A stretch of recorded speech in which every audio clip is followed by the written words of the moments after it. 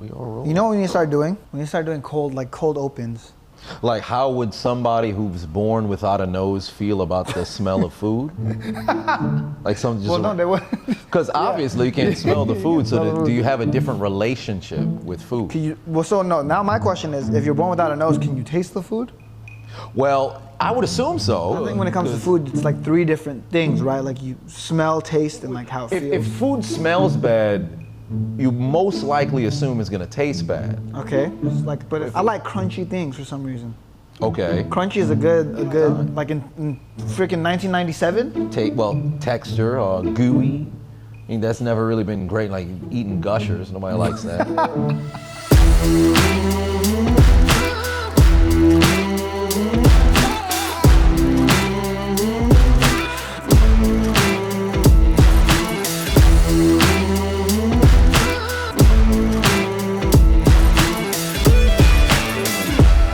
All right, ladies and gentlemen, it is I, the diligent, vigilant, meticulous, sagacious, conscientious, analytical, methodical individual, the chiseled Adonis. He is a serial entrepreneur, the Filipino Prince Tycoon, Rene Lacard, and we are, this is Assiduous. Woo! All right, I'm getting Musk. Elon Musk. He's fighting Mark Zuckerberg. Yeah, how do you feel about that? Because I think this is going to be interesting. I saw the odds, and Zuckerberg, the odds to bet on Zuckerberg, it's like minus 500. Meaning you would have to bet $500 to win $100 if you bet on Zuckerberg. Just because he's been training Brazilian Jiu-Jitsu. Right, and he actually looks like the more in shape one. He looks pretty. He did something called the Murph Challenge where he was like posting a picture of him wearing a weight vest and he's like swole. So he's looking buff. And Elon, he's built a little big. Yeah, looks like a refrigerator. He's an interesting human being. But there's like, my thing is, it's just such a big size difference. Right. But I don't know what level of training Elon has. How tall is Elon? He's like 6'2". 6'2", and then Zuckerberg's probably like what, 5'10". Elon's playing with the wrong rockets. Yeah, right. Got a point there. Good Lord. Yeah. I wonder how this is going. Because what does their training regimen look like? Well, Zuck, like, he genuinely likes Brazilian Jiu-Jitsu. Okay. So that's why it's weird. Because if you take someone like off the street and a guy that actually knows how to do shit, yeah, it's over. He's gonna fuck him up. Right. And I know from experience. So looking at it, I'm like, if Elon doesn't know anything and Zuck's been training for a little bit, he's gonna cook him. And they're talking MMA, full-on MMA. Full-on MMA. So Elon has the advantage of, like, he's bigger, heavier, so he could lay on him. He could throw a big punch, land maybe. Right. That's gonna be so interesting, dude, because we've never seen something like this where, like, a billionaire is fighting another billionaire. Right. Usually when you get that rich, so you don't have to fight. So you got goons. You got people that fight for you, but now it's just too willful indulgence in a battle of fisticuffs, a fracas, kerfuffle, a brouhaha between these two huge tycoons.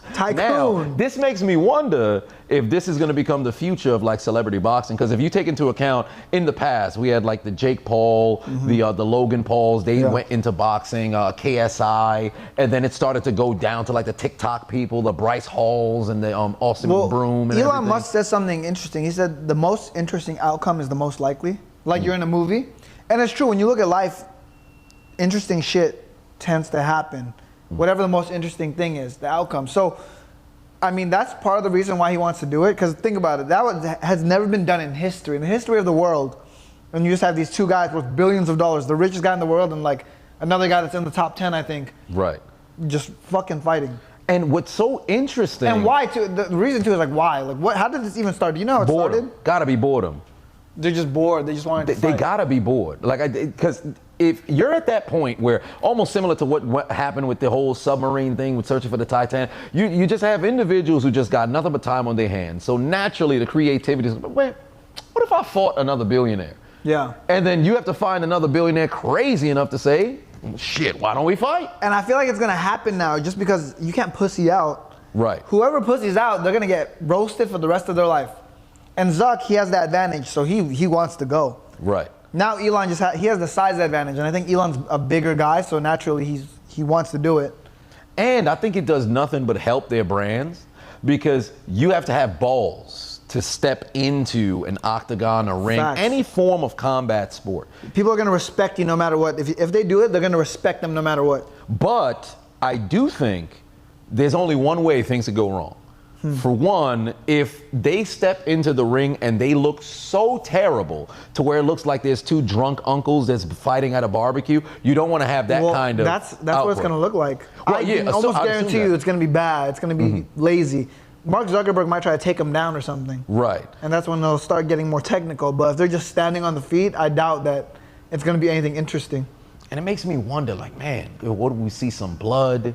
Is somebody gonna tap out? Because I think the finish of the fight is gonna be what really catches a lot of eyes. Because unless you're into the combat sports, then if they put on a great performance, the totality of the entire event, people will really be the average person quits really easily, though. Exactly. That's what makes it interesting, because UFC fighters, they fight to the fucking death. Right. They're ready to go. Right. With Elon Musk and Mark Zuckerberg, I don't think they've been through any like struggle recently. Like they got their maids and their house cleaners and their personal chefs and their baby their entire life. They don't have to worry. So the second one of them gets punched in the face and starts, when you see your own blood, that's different. Now you freak out. You're like a little kid that sees their blood and they don't know what to do.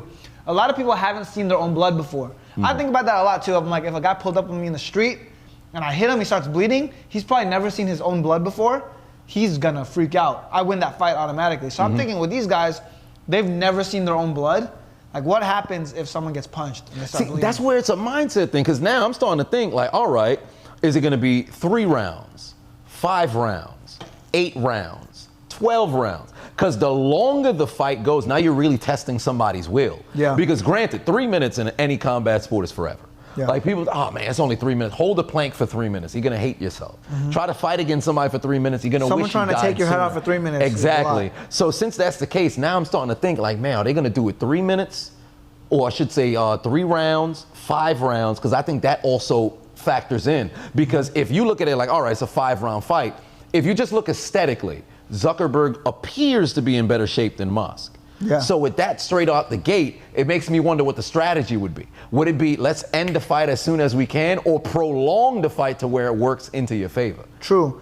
What's crazy is, if I was Elon Musk and I'm way bigger, I would literally just charge him. Like a bull, like a rhino, like some sort of like elephant creature, just charge him. Because what is he gonna do? He's gonna like hug you and like, he can't really do anything.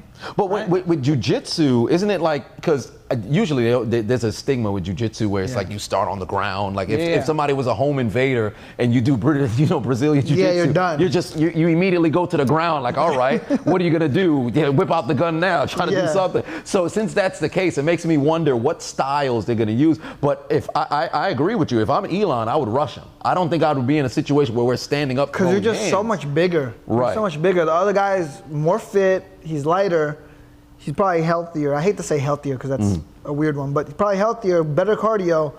You got to just get on top of him and just weigh him down. Yeah, make suffocate him. Suffocate him, exactly. Smother him, probably do something. Because if he gets on top, let's just say, weird world, Elon jumps on top of Zuckerberg. Zuckerberg's trying to find him out. You gotta make him uncomfortable, it's crazy right? It sounds like we're talking about like something that'll never happen, but in fact, it's like celebrity deathmatch. Celebrity deathmatch. Dana White actually got on a call with both of them, the president of UFC. He got on a call with both of them, and he was trying to sort it out and figure it out with everyone.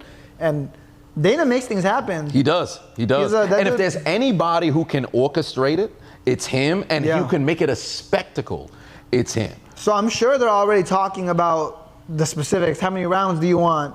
Where is it gonna be at? Like, where's the money going? What charity? Because these guys, when they fight, they're gonna make so much money. It has to go to charity. Right. Think about it. If you sell this pay-per-view for $100, how many you're gonna sell? You'll sell 3-4 million pay-per-views just off of these two guys' names. Yeah, and it's gonna be global. Around the globe. And then now that makes me wonder, because of course you don't want to, you want to have a bit of legitimacy to it, but I think they have leverage here because legitimately this can be a marquee pay-per-view just off of the name of Zuckerberg versus Musk. So you got to put forth an entire show. It can't just, all right, let's just pay all this money, pull up for one fight. Let's just say it ends in 12 seconds, you go home. So you're going to want to have preliminaries, undercard, all this other stuff. So immediately my mind starts running. If they made this a full-on show, who can you have battle? Because you can have actual fights underneath, if you had but I think it should be tycoon versus tycoon but you could, across the board. Like you could have a co-main event like Logan Paul versus Andrew Tate. Yo, you will sell so many pay-per-views, bro. Oh my God. See, that right there, because now you be in a situation where it's like you're really battling who's the real true main event. Yeah. So then now you're really selling tickets there, and then on top of that, it can divulge into a whole lot of different things because it's global. It's not just in one spot. So now you could have CEOs versus other CEOs. Yeah. So imagine, let's say, if you did the NFL versus the NBA. So now you have Adam Silver versus Roger Goodell. Yeah. Dana White could be orchestrating the entire thing, but he can step into it as well. Like Dana White versus Vince McMahon's kind of. They should do that just to solve problems. Like anyone has beef with, just fucking put them in an octagon. I think that's how you should solve all the problems of the world. 100%. Because at that point, it's no longer, when I look at people and they're just running their mouth over social media, I'd much rather say, hey, you know what? Let's just get in an octagon, let's fight. I can shut you up myself, you know? Like, here's one thing. I would love to get in the octagon with like a college professor. Those are like my nemesises. My nemesis? Is that word nemesis? Nemesis? Nemesi? Nemesises. Right? Like, your nemesis, college professors. Yeah, just because I do entrepreneurship, they teach kids how to make money. Like, let's say a business professor at a college. Right. They teach kids how to make money through business. I teach actual business, but for some reason I'm the one that gets shamed for teaching business. Meanwhile, these college professors that don't own businesses, they're not getting shamed for that. So I want to just get in the ring with one of them. Okay. At any point. Now, how do you I don't care. They could be 70 years old. Just any college professor. Any college professor. Okay. So how would you pitch this idea? Would you go to like Harvard Business School? You walk around. I got smoke for any college professor. If you teach business, great. These hands are for you. Come see me, yeah. Right. Okay. Listen, this is a bad business move. 100% off these hands. Okay. I like that. It's not a bad metric. You can go to school, reach out to any particular professor. Now, you kind of gonna run into a problem if you have like some sort of ex-boxer or ex-MMA fighter that just, I changed my life. I went from fighting in the streets, now I'm teaching people. But those types of guys, like, I don't know, for the way I see these academic guys, these nerds, they don't fight. You know? These athletes, let's say you're an ex-boxer. You would much rather become a real entrepreneur than a business professor. You're not going to teach business theory. You're going to run an actual business because you like the feeling of winning. Right. As a professor that's teaching it, you don't get the dopamine from a win. Especially if you're not doing it. Like, as an athlete, you know this. The dopamine you get from a win or scoring a point, any sort of achievement is incomparable. The only thing that compares to it is business, a business win. Closing a big deal. Let's say you close $1 million deal. That's a similar dopamine hit you're going to get from winning a championship title in football or basketball. So those are the only comparable things. So athletes typically tend to go to business, whereas the academics, these professors and other nerds, they're the ones that teach theory, but they don't actually do any of the stuff, which is frustrating. For me, like the college, we talked about this a little bit, but I hate the college education system, strictly because the other day I thought about it. I was like, I should start a college where people come to me, they learn how to do marketing, and I would guarantee them a job. Because college, what's the difference between that and any other college? Right. Colleges, the entire way that they're framed is, if you go, you might get a job. Right. There's no guarantee. They've sold people on that idea. If you go here, you might get a job. What if I started a college, people paid, and they actually got jobs? Wouldn't that be so much better than the colleges you take? And the craziest part, colleges are in cahoots with the government, so you can get loans for colleges, pay 50 grand to not get a job. It's crazy.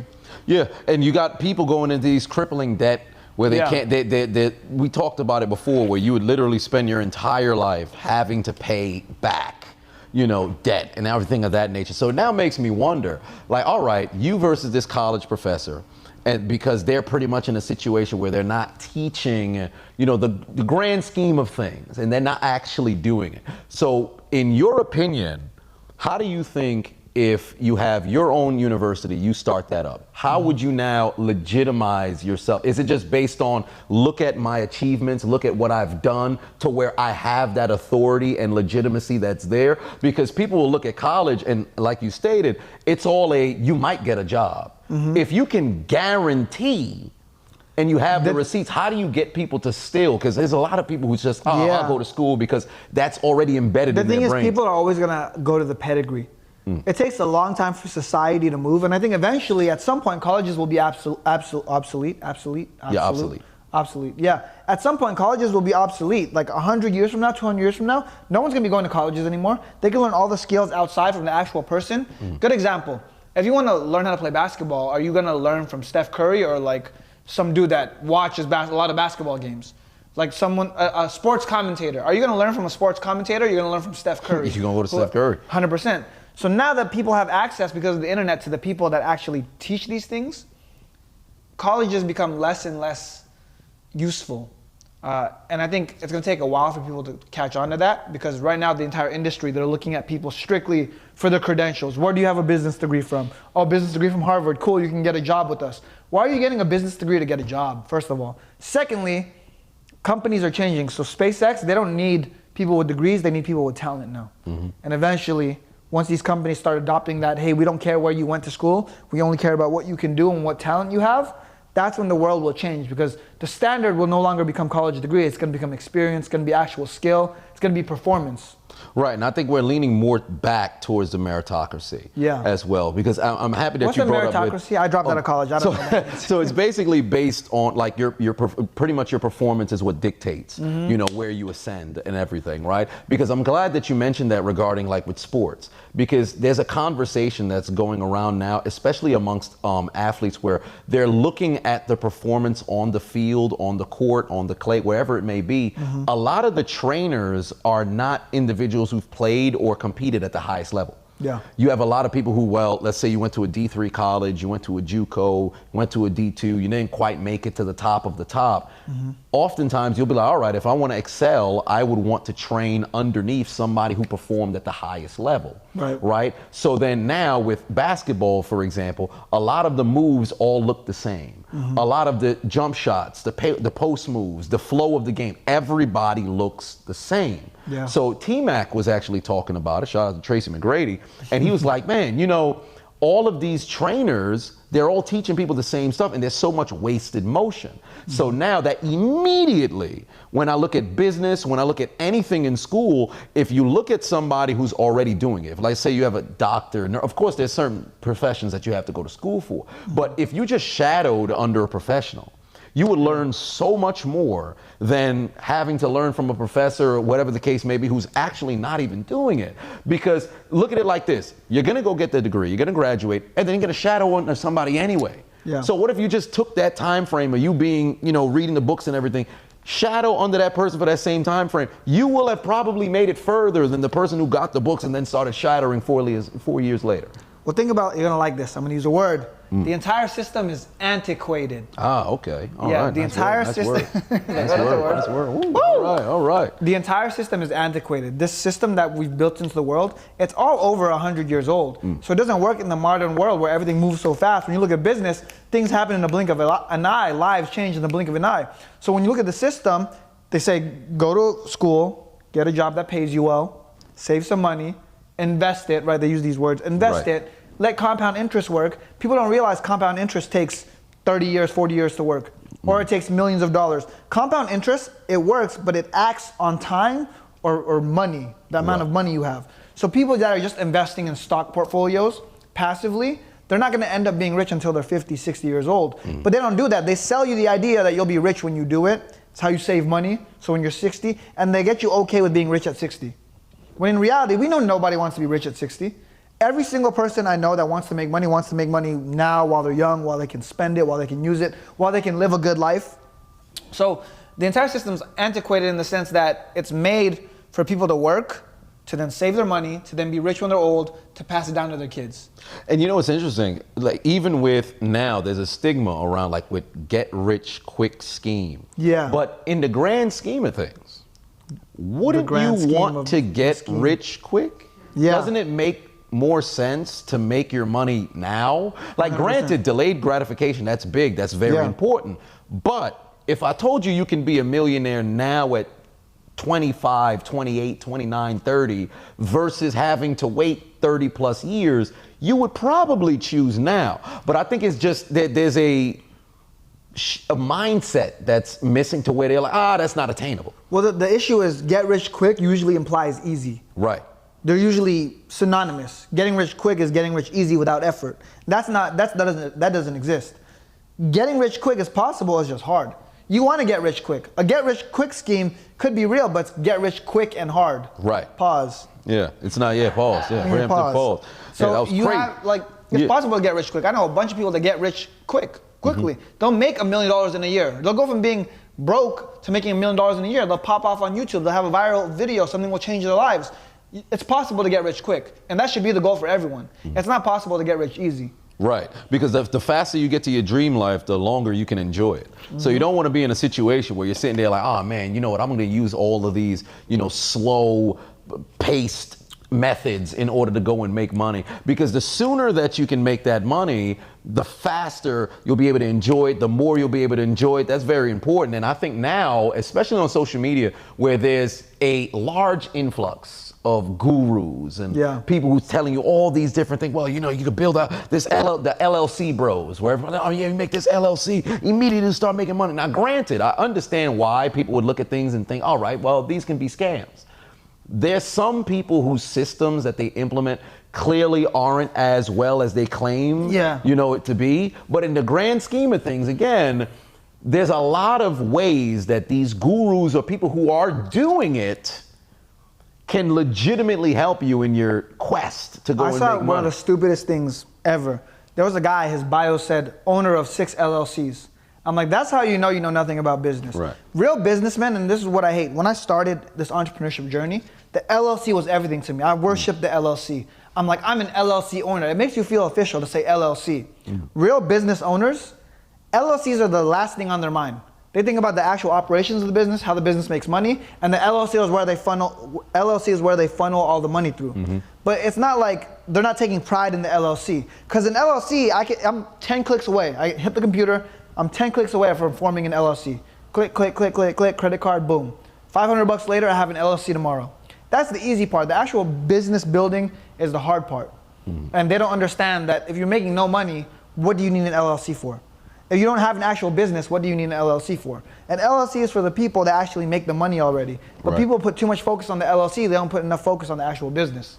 100%. And now that makes me, because I look at all these courses, the mentorships, things of this nature, and I always tell people all the time, right? Especially in a situation where you want to make a bit of money and you see all these other courses and everything, don't get distracted by all the numbers, but do your research. Because a lot of people, they, like you stated, they think it's easy. They're like, all right, well, if I get rich quick, then it's just get rich easy.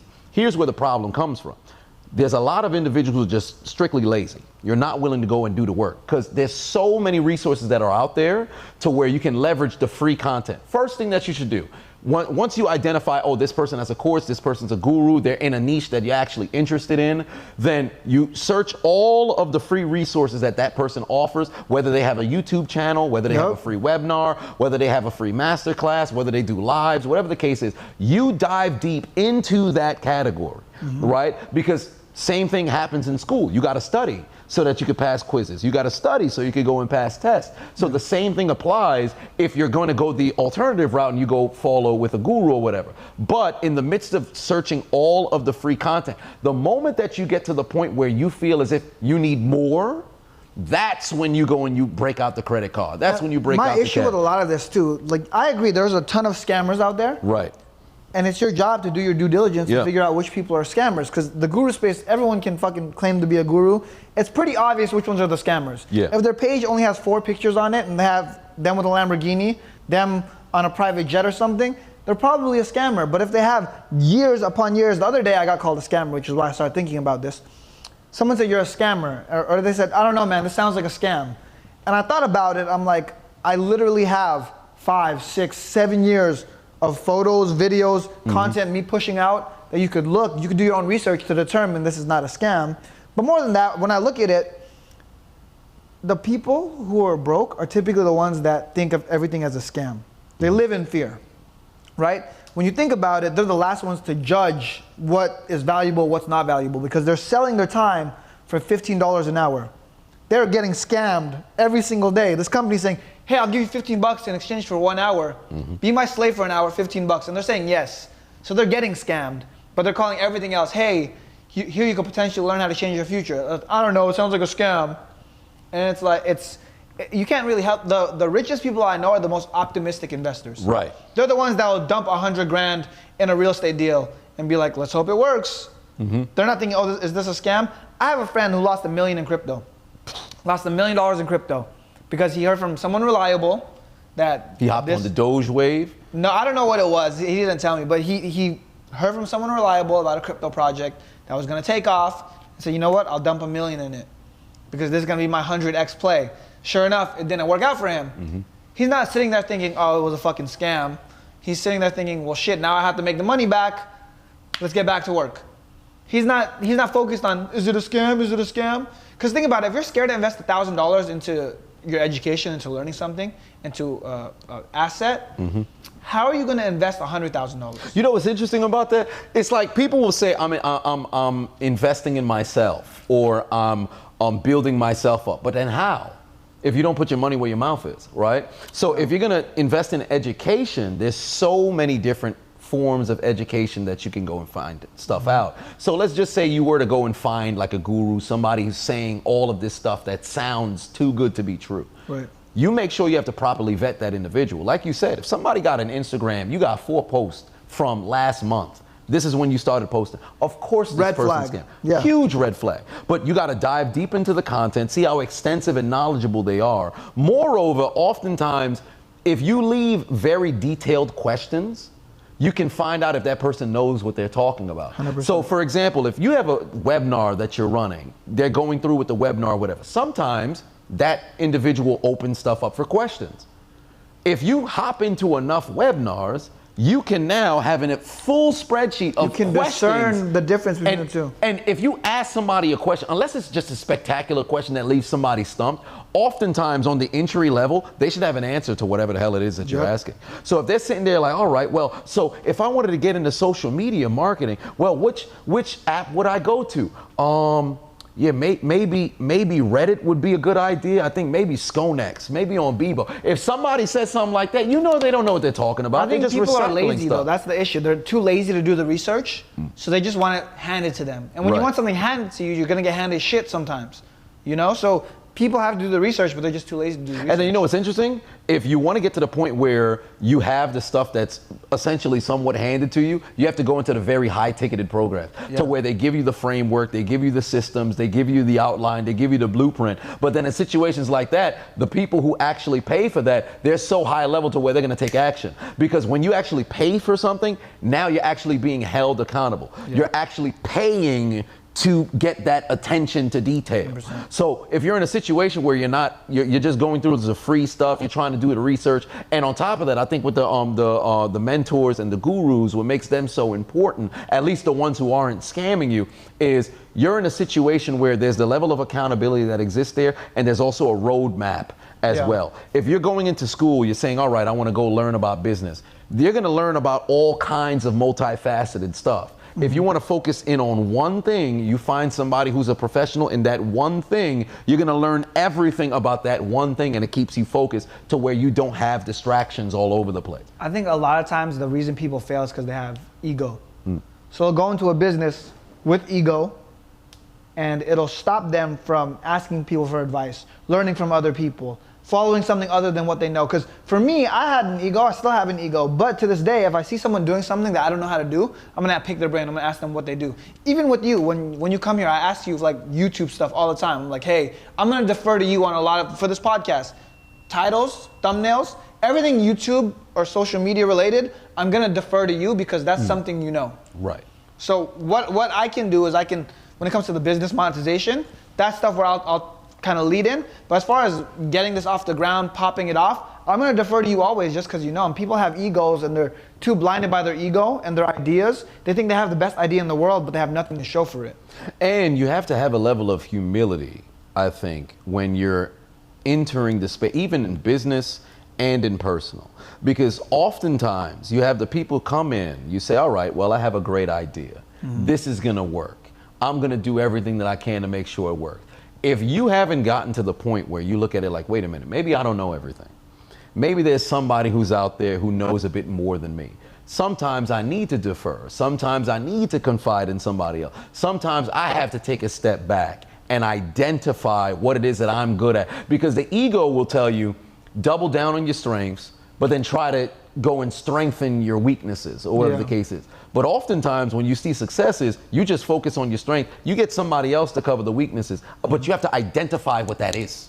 And you have to be honest with yourself. I think it's self-awareness as well. Right. Because a lot of people, they'll come, especially me, they pitch me all these ideas all the time on the internet. And they say, hey, I have the next $1 billion app idea. I'm like, cool. How much have you made on it? They're like, nothing. Well, how is it worth $1 billion then? An idea is worthless. Right. How the fuck can you say something's worth $1 billion if you haven't made any money with it yet? And one thing that pisses me off is a lot of people have the audacity to say, listen, invest in me first, and when it makes money, you'll get a piece of that. And to me, it's kind of like, I can do this without you. I can literally do this without you. Why would I pay you just because you have an idea?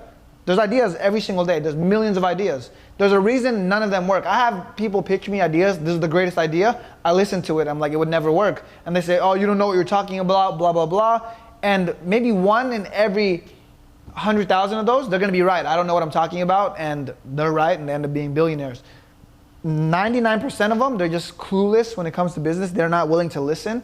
They just think they have the best idea, and they stay at the bottom. They stay broke. And what's so interesting is, and I've had a moment like that once where I had a colleague of a colleague who had came to me with a business. Of a colleague. Yeah, a colleague of a colleague who had came to me with That sounds like a multi-level marketing scheme. Right? Yeah, I know somebody who knows somebody. Yeah, a colleague of a colleague. Right, and he came to me with a business proposal, and he was talking about, well, yeah, we got this clothing brand and stuff like this and everything. Like, yeah, you know, if I had a different brand that I worked with before, and we were able to scale it up to a particular amount of money, and we had all these excess amount of people wearing it. And the whole time I'm listening to him, I'm like, okay, so you had this clothing brand, you had certain celebrities wear it. That's all well and good, but you could just send them the free clothes and they could just wear it or whatever the case is. So I said, all right, we'll see where this goes. So couple of grand in, sent in a couple grand to him, like, all right, yeah, I'll give a little bit of investment just to see where the things go. And nothing took off at all. And I just find myself almost feeling like I'm like a mafioso type of situation, because every time we see each other, I'm just sitting down like, hey, so how's the business go?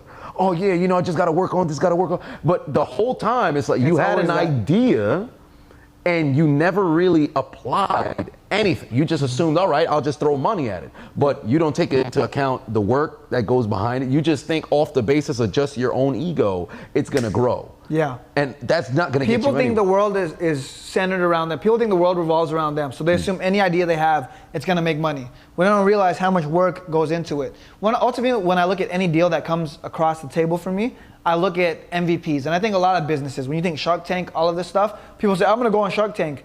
Shark Tank looks for businesses that have proven MVPs, minimum viable product, something that shows that they worked. That's what they always ask, oh, what are your sales? If a company has sales, you know it's working somehow, and there's places you could fix it. If there's no sales, it's just an idea, and the only thing stopping you is money, usually a red flag. Yeah, you got to start and be willing to fail. Yeah. I think if you're in a situation where you're not willing to fail, you're never going to be able to succeed. Like Michael Jordan has the quote where he says, like, he shot over 1,000 shots, missed over 1,000 shots.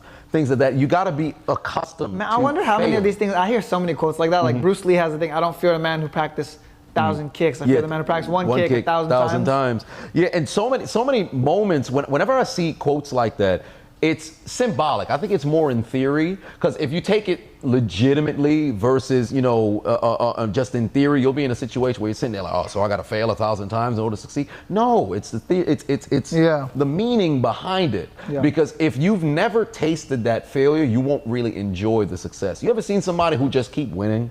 Like everything they try, they just keep winning. LeBron James. Well, he had his downside. Drake. Well, Drake, to a certain degree. Rene Lacade. You've been winning a good period of time. Yeah, I mean, the beard, it doesn't connect yet. But I mean, soon enough, you know, you work to it where you got to get to. But yeah, it's like, you have to be willing to fail. But also a part of that too, is even people that seem like they're always winning, they're only broadcasting the wins. Right. I guarantee they're losing a lot. They're taking a bunch of L's, they're just not showing you. And you know what's funny? If you show the L's, you have so much more transparency. Facts. And legitimacy with the audience. Because if imagine you're somebody who just all you do is just post failure all the time. Like all you talk about is your failure all the time. When you finally get that win, oh my God, this guy won. True, if you build an audience of like losing, A good example, I think there was a cartoon, I'm not sure what it was. It was something similar to Tom and Jerry, let's say, where he always fails to catch the mouse. Right. If at the very end he finally caught the mouse, people would be like, wow, I'm happy for him. He's been working at it so hard. Even though he's doing probably eating the mouse, it's kind of fucked up. But like people would be like, wow, he finally did it. And I think that just equates to life. If you're posting all your failures, hey, I'm struggling, and then you post that big win, people would love that. Yeah, it's like in sports when you have the person who keeps losing, so then they start to say this person deserves to win. And once you build up that rapport with the audience, because truly in life, nobody deserves anything. Yeah. You have to earn everything. Everything is earned. I need to prove Everything so is bad. earned. Yeah, so since everything has to be earned, you're in a situation where if you feel as if you have to be deserved. I'm just going, it's me and you guys right now. So if you feel as if you're in a position where, man, I deserve this because I'm owed this for the way that I've lived my life. That's the wrong mentality to have. You have to earn everything in life. Nobody's gonna hand anything to you. So with that being the case, you gotta go out there and fail. You have to try things and fail. Of course, success isn't a guarantee, but if you don't try anything, then where the hell are you gonna go? You can't just sit over here with ideas in your mind all day, no application. It's like communication without comprehension, information without application. What are you doing? You're just sitting on a gold mine of something that can work, and then you don't put in the work to make it happen. And that's one of the biggest problems that happen because we got egos that we haven't earned. I think you got to earn the right to have an ego. I don't think you could just wake up in the morning, you say, all right, I'm this big boastful individual. I got all this great ideas. I will be a millionaire. I'll be a billionaire, all this other stuff. That's great thoughts. But if you don't got the track record, you haven't done the work, then what? It's just empty promises. You're just in a situation where you're just talking. It's all lip service. So you don't want to be that type of person. It's a terrible way to live. All right. And moreover, your friends, they're probably going to outgrow you, because you're just somebody who's a talker and not a doer. Those are the worst people to be around. I can't stand people Okay, so like I got to that. add to that. I'm fresh, I'm empty. Hopefully, David, we didn't get that right. I covered my mic this time. Yeah, I heard the flush, but... Okay, perfect. Perfect. No, so what you said there is a huge one. There's a lot of people that are always, I've been grinding. I'm like, where's the results? Man, I've been grinding, I've been trying. They say this over and over and over again. All they do is hustle, grind. They never have any traction or results because they're not really grinding. Or if they are grinding, they're not working smart. They're just on a treadmill, right? A lot of times people are on a treadmill. This hustle culture is not toxic. It's only toxic when you're on the treadmill, when you're hustling for nothing, when there's no end goal. But hustle culture, that's the perfect way to equate it. If you say hustle culture, some people are on a treadmill, some people are moving forward. Some people are in real life and they're moving forward. And the ones that can discern the difference, am I making progress? Is something new happening? Versus someone that is just sitting in the same spot, trying the same thing over and over again, right? Definition of insanity, someone who tries the same thing over and over, expecting a different result. Those are the people that will always be in a perpetual state of grinding. Misery is another one. I feel good doing a podcast with you because my vocabulary just gets so much sharper. Yeah, what did I say? I said antiquated. Yeah, you said antiquated. I said perpetual. Right. Another one. It'll come back. Discern. Discern. That's not really that big of a word, but all right. Yeah, no, but like, who says discern? How low is the bar? Hey, listen, who says discern though? A lot of people in my circle, we say discern all the time. We use a lot of sesquipedalian words. We're not talking about that right now. But you're going to be increasing your lexicon. Pusillanimous? Pusillanimous? That sounds like some sort of vaginal disease. Oh, babe, I came back. I have I'm positive for pusillanimous. Could you imagine? Oh boy, that's brutal. Wake up with warts on your genitals. I want to have that happen. Pusillanimous. What does it mean? I've never heard this word. Showing a lack of courage or determination. Pusillanimous. Timid. A pussy. Ah, well, what do you know? Pusillanimous. Pusillanimous. Pusillanimous. I didn't even know you could do that. Showing a lack of courage or determination. Interesting. Pusillanimous. You're being real pusillanimous right now. All right, pusillanimous. Oh, wow. Use it in a sentence. You got me there. But hey, that showcases you're not a talker. You're a doer. You use the word. You brought up a word. You found a way to use it. Dollar signs. Right? Oh boy, there it is. It works out. But those are the worst type of people. The people who are just talkers. They're not doers. They don't actually go out there and do anything. And I think that's when, if you have that's when the ego could be a positive, right? Where if you're growing, and the people around you just so happen to be talkers, not doers, you start to outgrow those people, you shouldn't feel guilty about it. Because granted, not everybody's gonna be on their grind. Some people may not feel like they wanna achieve all things in life, but when you're an individual who's around people who say they want this particular kind of lifestyle, they're not doing enough, you gotta get away from them. Because those are the people who will pull you down. And I think that's I talk about it a lot. That's the big difference between confidence and arrogance. When you look at someone like Michael Jordan or LeBron James, they're not arrogant. Some people say they're arrogant. To me, they're not arrogant, they're confident. They can back it up. When I want to be able to say something, when I want to be confident, it's because I can back things up. When I can go to someone and say, hey, I'm fucking rich, I'm not being an arrogant asshole. As people might see it like that, but it's true. It's objectively true. And because of that, it's more confident than arrogance. I think arrogant people are the ones that will make claims that they can't back up. I think you should be allowed to say whatever you want to say. You could say, I'm the shit at YouTube, because you are. Because you've earned the right to say that, because now you've earned the right to be confident. If you were to say, I'm the shit at YouTube, you have 600 subscribers, I'm not dissing people with 600 subscribers, but you're just not the shit at YouTube, right? You're delusional almost, you're arrogant to a degree, because you don't back that up with any redeeming statistic. So I think that's the biggest difference between talkers and doers. For me, the reason I was so motivated to get results was so I could talk. Because for me to talk my shit when I'm broke, don't have anything going for me, I come off as arrogant. Right. I look stupid. For me to talk my shit, and it's true, that's cooler. That's why Drake can rap the way he raps. He can say some crazy shit and he'll get away with it. Other rappers can't do that because they're not living that Drake life. They don't have the money Drake has. They're not living Drake's life. They don't have the accolades he has. So because of that, if another rapper says it, it sounds corny. When Drake says it, it sounds confident. And that's one of the reasons why I think there should be something in motion to where if you say you're gonna do something, you gotta be held to it. Yeah. There should be no more open problem. I'm all for freedom of speech, but now I think there needs to be freedom of consequences, right? Ooh. So let's just say you're in a situation where somebody says, all right, I'm gonna do this, or I'm doing this. That's great. If you don't get this done in the time frame that you claim you're gonna get it done, let's just throw chairs at you. Some just randomly, chairs start flying out of the sky, hit you right in the top of your head. You just, some sort of divine intervention happens to where you're held accountable for saying stuff. To be fair, I think the universe does, to a certain extent, balance itself in that way. And an analogy that you might like, a good example, Kobe Bryant, Russell Westbrook. I feel like both of them have that dog in them. Yeah. But Kobe, when he has that dog in him, people always talk about Mamba mentality. They have endless stories about him. He's revered, he's respected. Russell Westbrook, he kind of has the same mentality. You could argue that he has that dog in him. Yeah. But people make fun of him. They call him West Brick, right? And it's because of the accolades, because of the results. Because we live in a results-driven world. We do. So if you have results, you're allowed to say what you want to say. If you don't, I don't know what to tell you.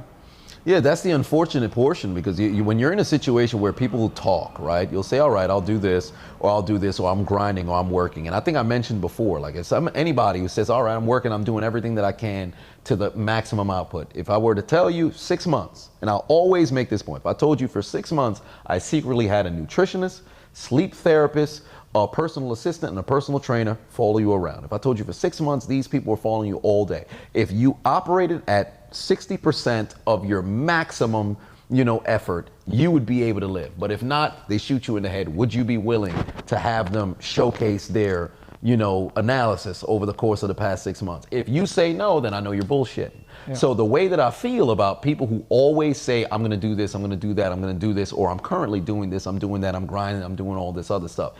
If you're not holding yourself accountable or nobody's holding you accountable, just until you come with results, don't talk about it. That's why I love whenever I say, hey, don't talk to me, show me. Lean with value, do something, accomplish something first, then talk about it. Yeah, because at some point it gets old when people just tell you their plans of what they're doing. Exactly. And they're not making any progress. Because I think people should feel shame about this. When people come and ask me, hey, what's new? I feel ashamed to tell them the same thing. Let's say I haven't seen someone in 2 months and they say, hey, what's new with you? I feel ashamed to tell them, well, not much, we're just kind of doing the same thing. It's not exciting anymore. Right. Right? My goal is whenever I see people, whenever I see someone, I want to be able to tell them something new that's happening in my life, in my business, in anything. I want to show them progress. Because that's what people buy into. They buy into the progress. If you post the same thing on social media, it doesn't matter how fun it is, it gets old. Yeah. Look at Dan Bilzerian. He blew up because his content was fire. It's old. It's dated. People see it now. Like, I haven't seen Dan Bilzerian on my Instagram in, I want to say, a year or two. Because no one cares about that stuff anymore. Everyone can do it. Had he done some character development and he became like this playboy guy to now like revered businessman, I think a lot more people would follow him. But instead he just posts the same kind of like girl stuff. And it's great, he built his audience that are going to be his diehard fans. Right. But as far as growing his audience, it's difficult. When you see Drake, he did an album, like a house album. And I think that shows something different that new people can attach themselves to. And what's interesting is sometimes you can try something new and it'll flop or it'll fail, but you have to be willing to go and fail. But I think that also opens a different dimension and it opens up more transparency with your audience, because they'll look at it like, oh wow, you tried to do something different, it didn't work out, but you see that attempt, the effort to try to do something. And I, like right now, one of the things I'm starting to like transition a bit towards like lifestyle marketing, showcase, you know, behind the scenes, what things are like. Cause I started doing some different stuff, random. I saw Taylor Swift had gone to, I think she went to one of like her followers' weddings or something like that, or graduations, some of that nature. I said, wow, that's interesting. I wonder what that's like, right? And I still look at myself, despite the fact that I have all these subscribers on YouTube, I still look at myself like, man, you know, I don't got that million yet, despite the fact that I'm a little bit away from it. I can't really call myself that successful. But there's so many people who will reach out to me. Oh man, I'm graduating, I'm doing it. So what I started doing is going to some of my subscribers, you know, weddings, graduations, whatever the case is. Last year I went to a wedding in South Carolina. I flew out to South Carolina randomly. He hit me up during one of my live streams like, oh man, I'm getting married. I'm like, really? Send me an email. Let me see if I have availability. I happen to be available. I went over there. Then I'm going to two weddings. Did you film it? I only took photos. I didn't film it. But now that's a big missed opportunity. Yeah, but they have like video recording. So if anything, I'll just get it from there. But I have some photos and everything. Like I went to, just last week, I flew to Chicago. One of my longtime subscribers, he was playing in a percussion. And I went over there, just flew out to go and support. He didn't even know I was coming. Did you do a video? It was just rent up. Yeah, I actually recorded, so I have a video and everything. So then now I'm recording. I'm going to a couple of weddings. I'm going to one this summer. I'm going to one in the fall, just so I can build up, not only that, just rapport behind the scenes, but then now when I transition and I start to showcase, hey, this is what the behind the scenes looks like. This is what the day-to-day looks like. Now I have bulk share to show you like, oh no, I've been doing this. You just haven't seen it yet. Right. So now, immediately as it begins, the audience would look at like, oh man, you know, he's just trying something new. No, he's actually been doing this just quietly. It's like the people who do the shadow, the donations to different sort of stuff. You're anonymous, so you have no clue. Because a lot of people, whenever you see somebody do like nice charitable, you know, donations, or you feel like, you should have recorded on camera, because it feels like, why would you put this person who's going through a very tough time on camera? But if you just withhold that and then you start dropping it, like down the line, yeah, I did this 6 years ago, I did this 7 years ago, I did this 5 years. The people will look at it like, wait a minute, this person's just been this amazing person behind the scenes for so long. It actually grows their perception of you. It's interesting because I think there's different views on that. Because I get the idea of like, hey, you're only doing it for the camera. Right. But I also get the idea, because for me, whenever I donate or do something charitable, sometimes I'll do it anonymously. It's not as rewarding when I do it and I showcase it. I'm not gonna lie to you. And the way I see it is it's still a net positive for the world, because I'm still giving money out of the kindness of my heart. I just want to post about it because I also, like, if I'm fucking spending money, I'd rather get the engagement from spending that money than not get the engagement. You know, and at the end of the day, I'm donating money. You could, people that, like, good example, Mr. Beast, if he donates $1 million, if he wants to make a fucking video about it and post it, he should be allowed to do that. Right. And people are gonna be like, oh, you only did it for the video. Okay, what the fuck did you do for the video? You didn't do anything. You didn't donate anything. If I donate 10 grand, right, even $500, did you donate $500? then why are you bitching at me? And I say this because the other day, I'm gonna start doing it more. I did this is random, this is like off the cuff. I was just having wine last night and I'm scrolling on my TikTok to read the comments and I see one of my, I don't want to call him fan, but one of my followers, he's a business influencer in the Philippines. And he commented like, sending you love from the Philippines. So I click his profile and I see his video. It was cute. It was like teaching people in the Philippines about financial literacy. And a third world country like that, there's not really a big market for that. Yeah. It's not like the United States. So I'm like, this is dope. So I DM him like, hey, let's do a pay it forward. I'll send you money. And then you go and use that money to like help people in the Philippines. So I seen one of his videos, his monthly expenses was like 4,000 pesos. I was like, hey, I'm gonna send you 10,000 pesos. It's like $200, it wasn't a big deal. I'll send you 10,000 pesos and you pay it forward in the Philippines.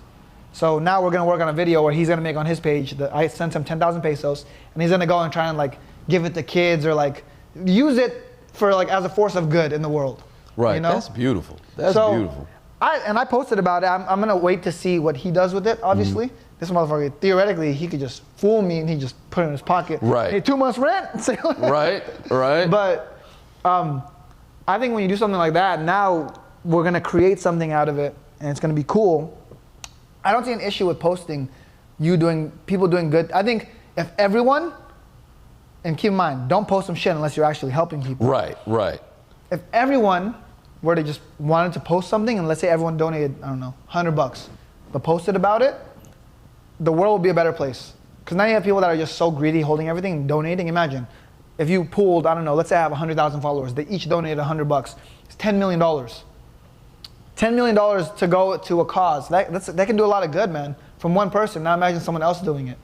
So I don't necessarily have an issue with people posting it, but I get what you're saying, like you're gonna do all the good shit and then you're gonna Right. Because the only problem that I run into with, especially with the posting, it's only because when you see like somebody's homeless, you run up on them, like you got your phone out, you run up on them, oh my God, look at me, I'm doing a good. Yeah. Like that's where I think it gets kind of wild. Now, if you're gonna document it, I'm all for it, because I think there's a difference between like posting and documenting. Because there's certain ways in which the verbiage in the conversation or how you go about it, because I'm all for doing good in the world and giving back, because I feel like whenever somebody sees multi-millionaire or even 100,000aire give money away, they look at like, oh well, that's just a tax break or whatever. But we should build a school. What's wrong with that? Let's build a school in Africa. I'm all for it. I'm game. I'm gonna look up how much it is right now. We can commit to it on the podcast. We could be like with the Oprah. There's the male Oprah. You know what? I was thinking yesterday. I was like, man, and I was a little buzzed because I was drinking wine. I was like, I'm in my Jay-Z era. That's like I used to be in like my like Drake era, where I was just like flying around on vacations with girls. But now like I got a wifey, donating money to the Philippines, the motherland. I'm in my Jay-Z era. Well, which Jay-Z era? You know, early 2010s, he kind of stepped out on Beyonce. But we're not talking about that right now. That's not what. Yeah, listen, we don't need to see any lemonades or anything of that nature real soon. Let's see how much it is to open a school. That makes me wonder, how much does it cost to open a school out there? Yo, we could have the Dave and Renee school. Man, say less. Yeah, DR not in the DR. Man, that sounds expensive. Oh no, this is in. We can choose Ghana, Guatemala, or Laos. What is Laos? Laos. Sounds like a Pokemon. 50K. 50K? 50K. So if we both donated 25K each, we could open a Dave and Renee school in Africa. That'd be fire, because then we could fly there and film them opening it. Open up a school, get that done. We should make an agreement. I think out of the first 50K that this podcast makes, we build a school with it. Yeah, I like that. That's fine. Then this is a for cause podcast now, so people better watch. Right. They better watch this. They better watch it all the way to the end. Yeah, watch all the way to, if you don't watch this podcast, you fucking hate kids. Right, yeah. You hate children. You hate children, because that would be, listen, man. You know, we can make an advertisement at the end. Like, oh, you didn't watch this, did you? Just punch a kid in the face. Like, oh boy, you see what you made me do to this kid? You don't like these kids? Good God. 50K to open a school in Africa. Or Laos, Guatemala. We should just get all of them. That'd be fire. Yeah. That'd be fire. That's literally, I have a vision board up there. That's one thing I want to do. 100%. I think when it comes to like charitable causes, I don't really care, like it sounds fucked up. I don't really care for homeless people. I care about homeless people, but not Like, I care about that's a clip right there. But I don't care as much because they have stuff that's within their control. Like, you're homeless for a reason. Well, I think there's a different, now you got me going. I don't have unlimited money. Well, real quick, sorry. I don't have unlimited money. If I had unlimited money, obviously I think that's a problem we need to fix. But with the money I have now, there's bigger problems to attend to. The homeless people can fuck off when there's kids starving. So like for me, I think kids are a big one because they have they're not fully developed. Like they can't really do too much. Kids and animals are the things that I want to help, like dogs, animals in general. And I want to help kids. Okay. Those are the two. If I have money, that's where it's all going. Okay. I don't really care. Or domestic abuse. That's another one. Like those three things are like the biggest charitable contributions I can make. Homeless people, meh, don't care. I care, but oh man! Could you imagine? You look on the corner of the street, it's a wild bison, and it's a homeless person. Well, let's make sure that bison's taken care of. But that's like conservation. That's like I'm talking like puppies that they're gonna get killed. Okay, fair enough. Like the homeless dude, he'll survive. He might struggle on the streets for a little bit, but not really because the government gives him a check. Puppies starving to death, Well, it depends on the type of homeless, because they got homeless and then they got bums. So it's like two different. See, because you're an LA guy, I'm a New York guy. The bums are the whole different, because that's a commitment to being homeless. Okay, fair. Because there's some people just being homeless, you're just without a home. Like you can live in a car, you're technically homeless. So I think about homeless people, right? And I see them, and maybe I'm wrong. Maybe my perspective is just fucked up. I see him on the same dude. I walked to the store in the morning. He's on the street, just Oh, that's a bum. No. But then I 10 hours later, me and my girl are gonna go to dinner or something. He's still out there. It's a bum. I'm like, bro, you get a job. Yeah, there's the homeless, because the homeless you fell on hard time, right? So let's just say you're in the homeless community, you're in a situation where it's like, all right, you just don't got no job. Yeah. Maybe you're living out of your car. Maybe you don't have a car. It's like the pursuit of happiness sort of situation, right? Yeah. So that you're trying to make ends meet, you just ain't got no house. Bums. See, with bums, I agree with you. I got no sympathy for bums, because if you obviously if you have a mental sort of situation, then that's something different. But if you woke up every single morning hey man, the street, this is just where I'm going to be. Showers, what is that? Yeah. If you have somebody like that, then you can kick rocks. I wish I could help you. I'll never forget, I was walking with one of my old friends. We were walking in Manhattan. We were going to Madison Square Garden. We were going to watch a WWE live event back in 2015. He had $20 in cash, but it was all in ones. Right? So it looked like he was coming from a strip club or something, maybe a low end, because if you're only throwing 20 singles, something's wrong. I don't know who's dancing. But he gave out a single dollar to every, because walking in Manhattan, every homeless that he saw, he's like, oh, here's $1 or whatever, because there was there was a halal cart. They was also selling chips or whatever. So at the time it was still 25 cents, so everybody could go and get some bags of chips. So he's like, all right, he was just giving $1 here, and they're also grateful for it. And it got to the 21st homeless person, and he now was out of singles, so there was nothing that he can contribute. And that dude, he just irate, started going crazy. What do you mean you couldn't give me nothing? I saw you give everything over there. I'm hungry too. You can't feed me. What's going on? I'm looking at this guy like, wait a minute, you're so entitled to where you need people to help you this much, to where you feel as if you where's this coming from? That's a bum right there. And this dude, he smelled like piss, all this other stuff. Now, granted, the other one smelled like piss too, but they were so grateful to have at least gotten something. Yeah. You can see he's run out of money. There's nothing to contribute. Yeah. So with that being the case, what the hell's going on over here? Yeah. And this dude, every time I'd go to Manhattan, still till this day, he's still out there. Still smells like pee. I think he probably still has the same gray sweatpants. They might be charcoal colored now, but that dude, every day he's just out there on 34th. It's crazy because in my hometown where I'm from in LA, there's a homeless guy. Everyone knows him. His name is John. And I don't know, he has a boyfriend and a girlfriend. I know this because trust me, I was a kid. I was 9 years old. And I'm walking down the street and I just see this guy, progressive John, homeless, and he does this. He does a head movement thing, but he's just vibing the entire time. He's like this. He just walks around like this, and literally he just seems happy being homeless. So it's He's a happy homeless, a happy, relationally fulfilled homeless. Dude is just... Interesting. Homeless bisexual guy. Right, a bisexual, homeless, enjoying life. Yeah, and he's, so, I don't know. When I see kids starving and stuff, I'm like, damn, the kids, if you're an adult, obviously, even if your faculties are not all there, it's unfortunate, but at the same time, like there are kids, like you've lived some of your life already. The kid has not experienced their life yet. You need to give them a future, and the kids are easily moldable. Like you can help the kids find a better future. You know, it's harder to change homeless people who are stuck in their ways. Yeah, when you get older, you're not as malleable. You're not in a situation where those individuals can have like that tweak in the mind of, all right, you go and teach. Like one of the things, and me and my brother, we talk about this all the time, where we would love to have some sort of center down the line. Like, wait, my grand scheme of things, I want to open up like a rec center, all encompassing like rec center. You have the computers, you have the pools, you have the basketball courts, you have all the different fields, a bunch of different facilities to where if anybody needs to go there and you resources, that's the ultimate goal. I'm not gonna lie. That's always been the end goal. That was one of the big things for me as a kid, because my mom, she had work, and I had a single mom, so and she couldn't afford a babysitter, so she was working her 9-to-5 job. I would go to school, right after school, I would go to the rec center. And I would just hang out there till like 6 o'clock at night.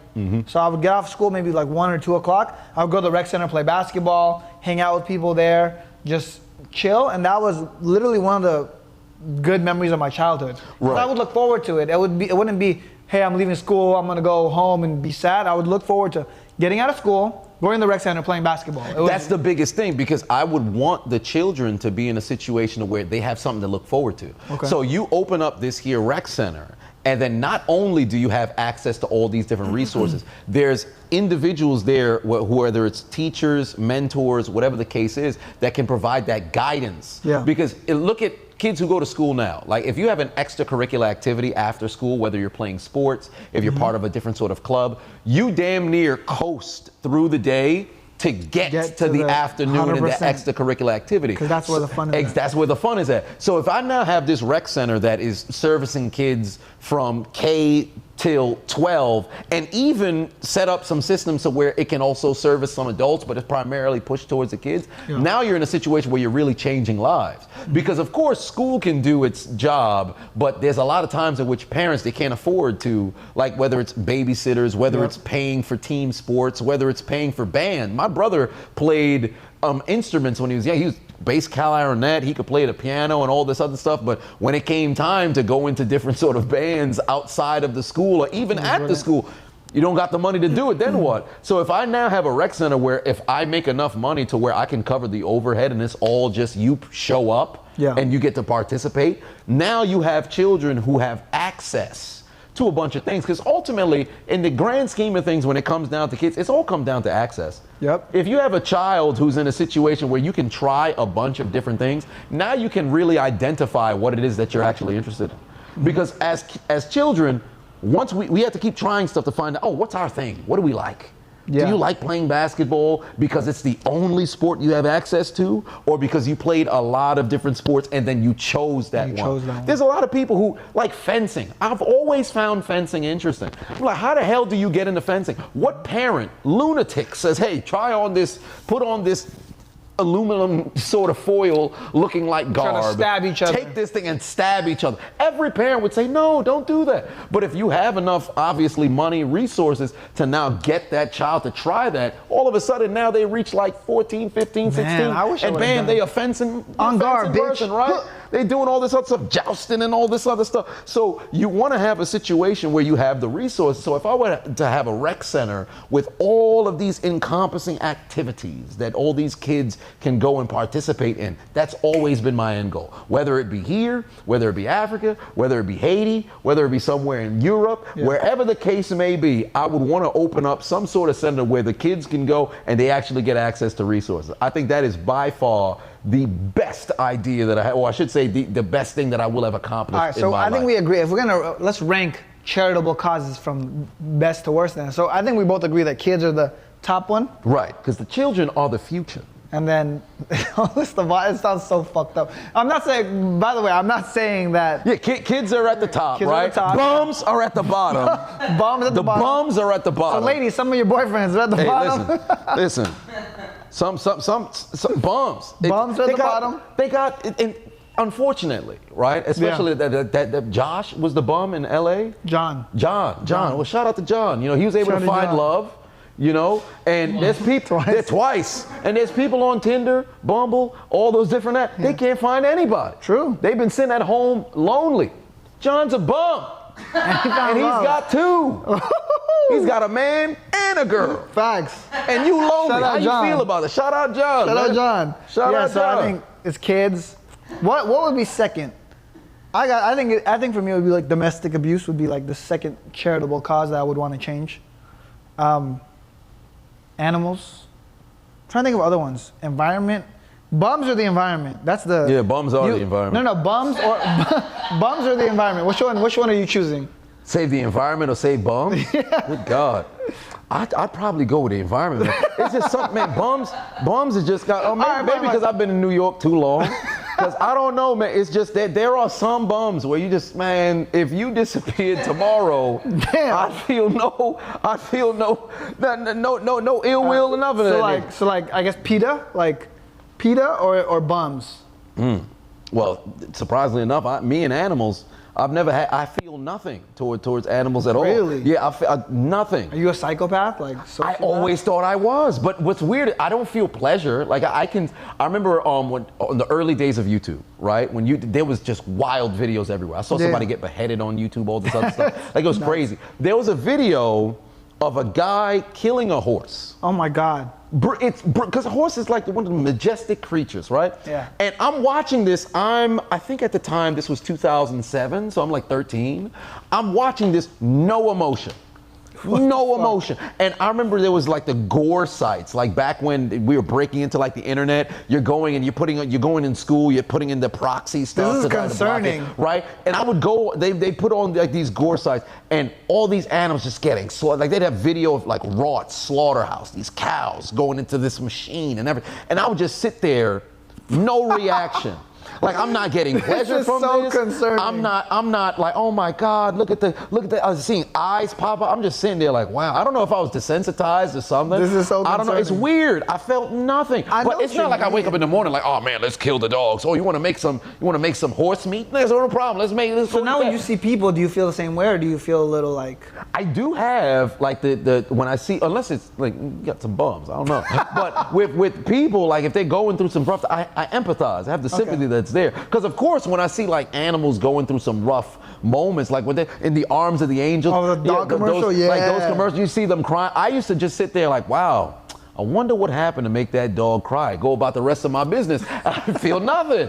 But I'm not one of those individuals like, oh man, you know what? Let's just kill the animals. We should cook everything. I'm not going to do all that. But as it pertains to the totem pole of saving things, the animals wouldn't necessarily be a big priority for me. So that's interesting. I think everyone has a different threshold. Because I can agree to that. Like, I've seen people like scared to kill bugs. Right. Like, no, like if I see a bug right now, it's over. And they're like, let him out, catch it and throw it outside. I'm like, bro, I'm gonna fucking step on it. Right. I'm not gonna. So like, I think that's where my threshold is. That bugs, like when I see small, like a hamster, a bunny, I'm like, oh, so cute. You can't hurt that little animal. The second you get smaller, like a bug, I'm like, man, kill that shit. Just step on it. Yeah. Just give it one of these. Right. Don't care anymore. If it's crunchy, it's better. It goes. Yeah, I've always asked like people like with PETA individuals, like the PETA enthusiasts, right? At what point does the buck stop? Because like, oh man, we need to save all the other stuff. But let these rats, let's let the rats live.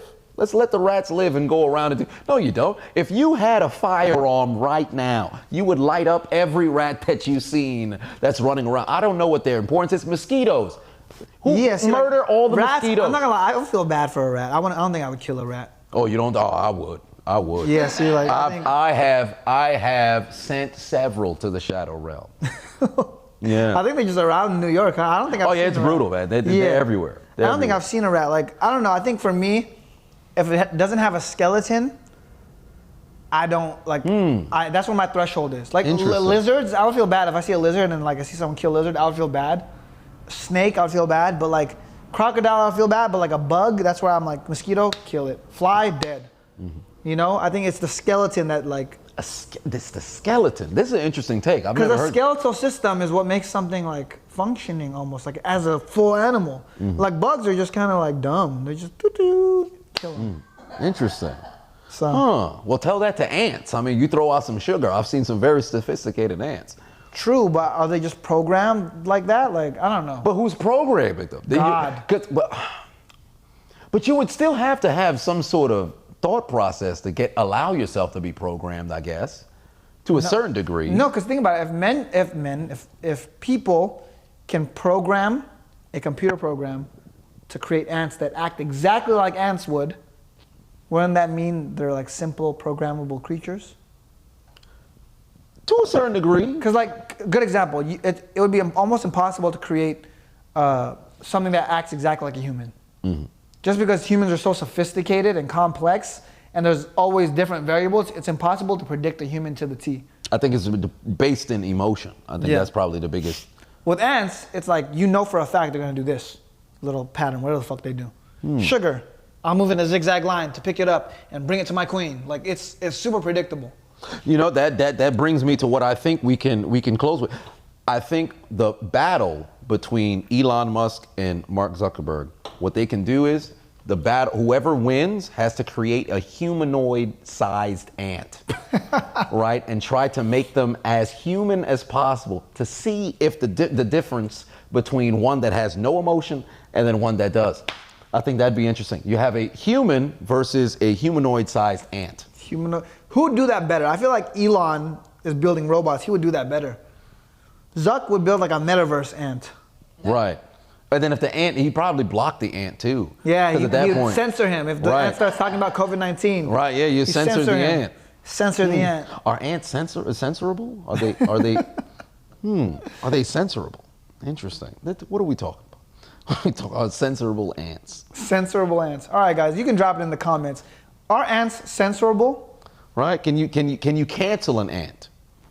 Maybe taking too much salt or sugar. Right? Yeah, what if they're homophobic? Interesting. You know, that reminds me of this. There was a video that's been going viral on Twitter of a turtle. Because I guess with the turtles, when they see the color black, they go into attack mode. So they lined up a bunch of white Air Forces, and they had one black Air Force, and the turtle was just walking past all of it. They spotted the black one. It went over the white one and started headbutting the black Air Force One. And they had like a bunch of memes of Dr. Umar at the end of it just sitting there saying, oh, you don't find that suspicious? I found that hilarious. Oh boy, racist turtles, man. Racist turtles. Yeah, I would still save them instead of the bombs. But above all else, ladies and gentlemen, it is I, the diligent, vigilant, meticulous, sagacious, conscientious, analytical, methodical individual, the chiseled Adonis. But of course, you already knew that this is a serial entrepreneur, the Filipino Prince Tycoon, Rene Lacard. This is Assiduous.